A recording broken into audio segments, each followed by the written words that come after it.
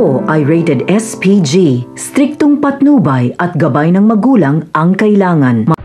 Isang mapagpalang araw mga kapamilya, nakipagkita na nga si Ribas kay Ramon. Sinabi ni Ribas na ililipat na si Don Julio sa City Jail ngayong gabi. Napatigin naman si Ramon at napaisip, sabay-sabing pupuntahan niya ito.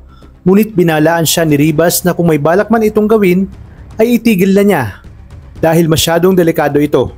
Sinabi naman ni Ramon na hindi sumusuko ang mga gerero at kinakailangang gawan niya ng paraan bago mailipat ang kanyang papa sa City Jail. Sa kabilang banda, ligtas na nakatakas sina Tanggol at Ponggay at dinala niya ito sa kanilang hideout. Pinakilala ni Tanggol sa tropa si Ponggay. Nagulat ang tropa nang makita nilang may kasamang babae si Tanggol.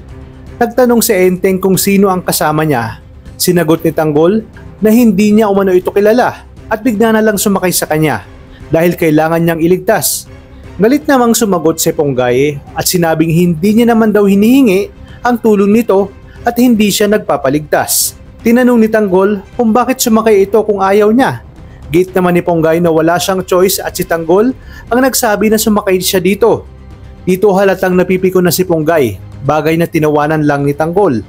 Habang si Divina naman ay nakita niyang duguan ang kanyang anak na si Rocky Boy at halos hindi na nga makatayo. Tinanong niya ito kung si Tanggol ba ang may gawa nito sa kanya.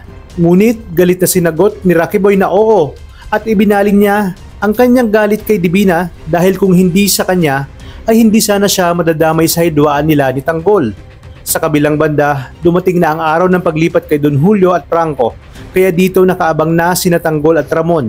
Naghihintay ng tamang pagkakataon upang mailigtas ang dalawa. Si Merites naman ay nakakuha na rin ng pagkakataon na matakasan itong si Rigor.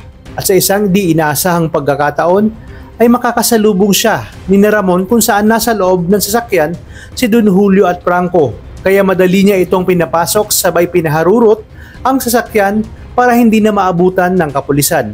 Sa inyong palagay, mauuwi kaya sa pakikipagmabutihan ang pag-cross muli ng mga landas sina Ponggay at Tanggol? Yan ang ating pakakaabangan sa mga susunod na episode